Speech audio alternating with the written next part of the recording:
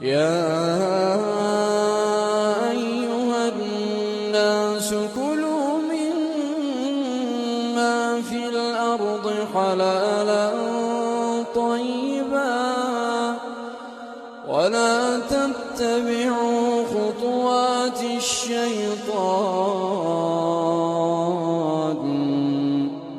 إنه لكم عدو مبين. إنما